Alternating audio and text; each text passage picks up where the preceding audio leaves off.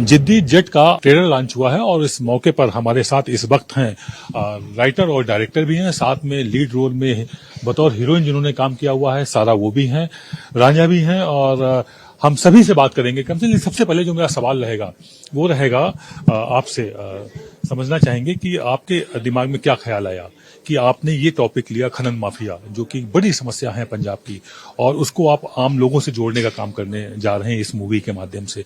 किस तरह का मैसेज देना चाहते हैं, क्या कुछ ख्याल आपके मन में आए हुए थे? पहली बात, कोई जब हम खुद पंजाबी हैं तो वो मुद्दा तो सामने ही रहता है, कहीं न्यूज़पेपर में देख लिया, कभी इधर तो जो मुद्दे आपके सामने रहते हैं, तो अगर हमारा फर्ज बनता है एज ए राइटर डायरेक्टर को वो मुद्दे को एंटरटेनमेंट के सहारे आपको बताना है लोगों को कि जैसे क्या हो रहा है, तो हमने वही कोशिश की है, तो वो कोशिश मुझे लगता है कामयाब होगी। फिल्में भी बड़ा माध्यम होती हैं, अगर टीवी और अखबार की दुनिया भी आम जनता के बीच में जाते हैं तो आप लोग मनोरंजन के साथ पहुंचाते हैं अपनी बात को। अब हम आपसे समझना चाहेंगे, मोस्टली हीरोइन को जब कोई देखना चाहता है तो या तो एक्शन मूवी होती है, वो भी पसंद की जाती है, अपने अपने दर्शक होते हैं। इसमें एक्शन के साथ में किस तरह से आपका रोल है और आप कैसे दर्शकों को अपनी ओर लुभाएंगी, वो समझना चाहेंगे। मुझे लगता है कि मेरे लिए बहुत ही डिफरेंट और चैलेंजिंग रहा है, क्योंकि इसमें जो मेरा रोल है वो एक पत्रकार लड़की है। तो बहुत अच्छी बात है। आप हमारी बिरादरी में शामिल हो गई। इनको दे दीजिए। तो मुझे ये भी एक्सपीरियंस है अभी, जब आप, क्योंकि मैं ना जब प्रिपेयर कर रही थी कुछ भी, तो मैंने बहुत चैनल देखे हैं न्यूज वाले कि किस तरीके से बात करनी है और किस तरीके से हम कन्वर्सेट करके क्या चीज निकाल सकते हैं किसी से। तो मुझे लगता है कि मेरे लिए बहुत डिफरेंट एक्सपीरियंस रहा है। और साथ में एक कड़ी होती है ना मूवी की, कि वो कड़ी ही आपको जोड़ के रखती है और पूरी स्टोरी उसके इर्द गिर्द घूमती है। और जब आप स्क्रीन प्ले में देखते हो तो स्क्रीन प्ले में एक बहुत अहम एक हिस्सा है कि स्टार्ट मुझसे हो रही है और वो एक स्टोरी नरेट कर रही है लड़की। तो मैं बहुत एक्साइटेड हूँ, क्योंकि ये मेरे लिए एक ऐसी चीज है कि मैं अपने आप को जब उस लुक में देखती हूँ तो मुझे बहुत लगा कि हाँ, उसमें हमने बहुत सारी एक्चुअली सेट पे बहुत सारी वीडियोस बनाई थी, और वो कुछ वीडियोस ऑलरेडी हमारी बहुत वायरल हो गई। एज आपको पता होगा, एक पाकिस्तानी एक वो थे, क्या बोलते हैं, एक पत्रकार होते हैं जो ये लाहौर से यहाँ जा रही है। हाँ, सोशल मीडिया में वो स्टेशन वाला जिसमें वो बीच में आ जाता।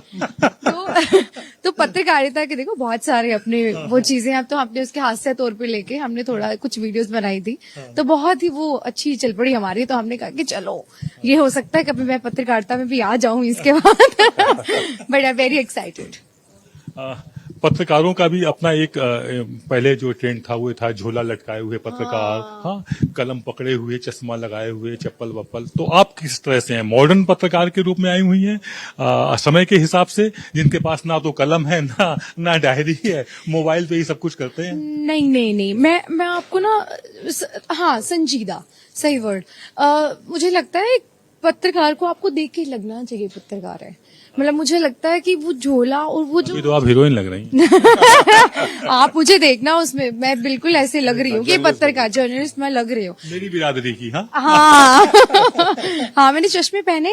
हाँ नहीं, ये चश्मा तो मेरे 15-20 साल बाद लगा था, आप 26 साल हो रहे पत्रकार। बट मुझे ऐसे लगता है कि हर एक, चाहे वो हीरोइन हो, हम लोगों का सबसे फन पार्ट तो यही रहता है एक हीरोइन के लिए कि आप ना डिफरेंट चीजें ट्राई करते हो। आप डिफरेंट कपड़े हैं, हेयर डिफरेंट है, और सर ने और रांझा ने बहुत अच्छे से उस पे रिसर्च किया है, हर एक कैरेक्टर पे काम हुआ है, हर एक कैरेक्टर पे। और इसलिए मुझे लगता है कि आप जब देखोगे तो वो मैं नहीं लगती, अभी मैं कुछ और लग रही हूँ, उसमें मैं वही पत्रकार ही लग रही हूँ। तो हम भी हीरो लग सकते हैं ना, अगर ट्राई बिल्कुल सर।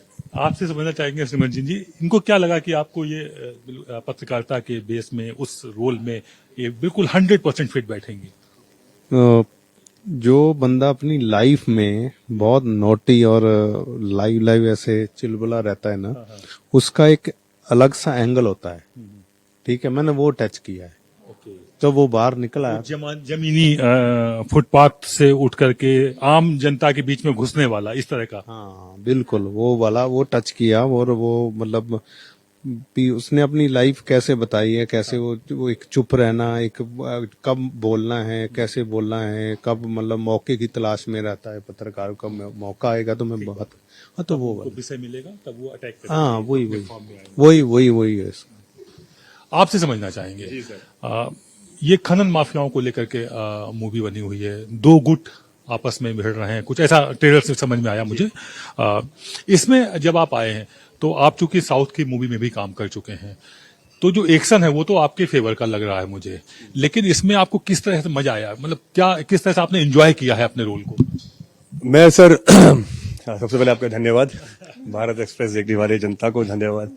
सो एनीवेज, इसमें तो जहां एक्शन होता है या जैसे जहां पे एक्शन आता है वो वैसे ही एंजॉय बहुत करता हूँ, क्योंकि मुझे अच्छा लगता है थोड़ा मारना पंच। इतनी सुंदर सी हीरोइन है और उनके साथ लव वाले सीन यार। डायरेक्टर ने जर्नलिस्ट बना दिया है, जेल थोड़ी जाना है अभी इनके साथ ड्रामा करके, ऊपर से खदान माफिया दिखाया मुझे। ठीक है, तो मन को मारा, मन को मारा, बस दूसरे को मारा अच्छे से।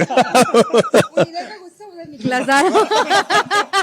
वो जो सीन नहीं मिले ना वो उधर निकाला मैंने।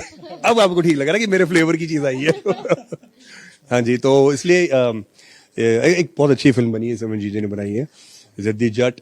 एक जट और जाट की कहानी, और दोनों ही बहुत जिद्दी रहते हैं, जाट कम्युनिटी भी जट तो वैसी जिद्दी सन की, ये तो अंडरस्टूड होता है, उसमें जिद्दी लगा के आपने नहीं कुछ और पावरफुल कर दिया इनको। नहीं देखो, एक हर एक मतलब जितने लोग हैं, मुझे लगता है कि मतलब कहीं आप पैदा होते हो ना, तो वो आप कैसे भी रहो आपके अंदर वो आ जाता है।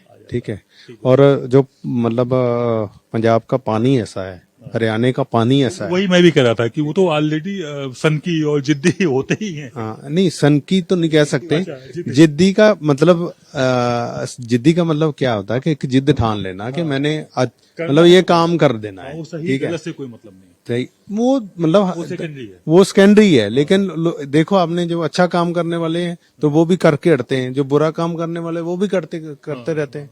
ये हाँ जी। आप इस रोल में अपने आप को कैसा किस तरह से पाती हैं कि कितना अच्छा रोल रहा, क्या कुछ आपने करना चाहा और वो कर पाई कि नहीं कर पाई, क्या कुछ रह गया जो आप करना चाह रही थी?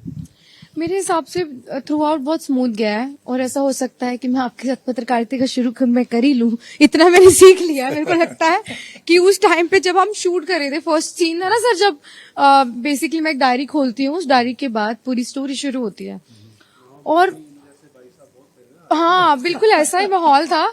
और मैं उसमें सोच रही हूँ कि सर मुझे बोल रहे हैं, बिकॉज उन्होंने मुझे बताया कि बात हम ऐसे करेंगे, अब बात ये होगी, अब इस तरीके, अब ये होगा। तो मुझे लगा हाँ ऐसे, ये से तो मैं कभी बोलनी ही नहीं, you know, like I am very opposite of this. मैं बहुत फास्ट बोलती हूँ, एनर्जी है, बट आप मतलब मैं तो चलो ये तो मजाक ही था, मैं कभी भी जो आप लोग करते हैं वो मैं कभी नहीं कर सकती, ये तो कमेंडेबल है। हाँ आप तो मतलब ये तो बहुत है, बट मुझे ऐसे लगता है कि जब आप कोई और कैरेक्टर जीते हो ना, कोई और प्रोफेशन आपके कैरेक्टर के थ्रू जीते हो, तो आपको ना उसकी बारीकियां समझ में आती है थोड़ी बहुत। और मुझे लगता है कि हर जो चीज है वो बहुत ज्यादा स्ट्रगलफुल है, और I am very happy and satisfied जो मैंने किया उसके साथ में। I am very happy. Thank you sir, आपसे क्वेश्चन करना चाहेंगे, ये मूवी कब तक मार्केट में आएगी और क्या कुछ प्लानिंग है इसको मतलब? ये हाँ, आंसर तो प्रोड्यूसरों के पास है। दूसरा क्या होता है ना, प्रोड्यूसर ये देखते हैं कि डिस्ट्रीब्यूटर के साथ कैसे स्पेस मिलती है, कैसे वो फिर प्लानिंग करनी पड़ती है, वो सारा काम होता है, फिर तो उस हिसाब से वो कर लेंगे। कोरोना के बाद फिल्मों को लेकर के एक जो वो आया, मतलब एक दौर आया, वो कहीं ना कहीं एक मतलब बहुत अच्छा नहीं कहेंगे उसको, लेकिन धीमे धीमे चीजें बदल रही हैं। वेब सीरीज की ओर डाइवर्ट हो गए थे तमाम प्रोडक्शन हाउस। अब ऐसे में ये बड़ी बात है कि आप मूवी लेकर के आ रहे हैं, बड़े एक हिम्मत और साहस की बात है। हाँ, वही मैं कह रहा हूँ कि आई होप कि इसमें सब कुछ पब्लिक सपोर्ट से होता है, ऑडियंस चाहेगी। अभी क्या ओटीटी कुछ फिल्में होती है वो ओटीटी में अच्छी लगती है, इसका कैनवस बड़ा है, लार्जर देन लाइफ फिल्म है, एक्शन में भी स्टोरी में भी। ऐसी फिल्मों को मेरे हिसाब से पब्लिक को सिनेमा में देखना चाहिए। अब बाहुबली अगर आप नेटफ्लिक्स में देखो, आप वो थोड़ी देख पाओगे। मैं नहीं कह रहा कि बाहुबली जैसी फिल्म है, बट ये कि एक रेंज है। एक चीज और बता दूं आपकी के इस माध्यम से इसका जो कैमरामैन है डीओपी बाहुबली का स्टडी कैमरा ऑपरेटर है, बाहुबली का कैमरामैन इसमें हमने ब्रेक दिया है, तो तभी आपको उस तरह की फील लग रही है साउथ स्टाइल का, उस तरह का टेकिंग। नाम सुरेश बाबू है, बहुत अच्छा काम किया उन्होंने, बहुत अच्छा कैमरामैन। सो दैट्स वाई इस करके इसका सब तामझाम ये सब ऑडियंस के ऊपर है कि वापस सिनेमा को ठीक करे। बिल्कुल ऑडियंस करेगी भी, और आपकी मेहनत, आपका जज्बा, आपका जो उत्साह है, भारत एक्सप्रेस परिवार की तरफ से आपको सभी को, पूरी टीम को बहुत बहुत शुभकामनाएं। मूवी सफल हो और इसकी हम भी आपको शुभकामनाएं देते हैं, दुआएं भी करते हैं। कैमरा पर्सन पवन शर्मा के साथ आदित्य द्विवेदी, भारत एक्सप्रेस, दिल्ली।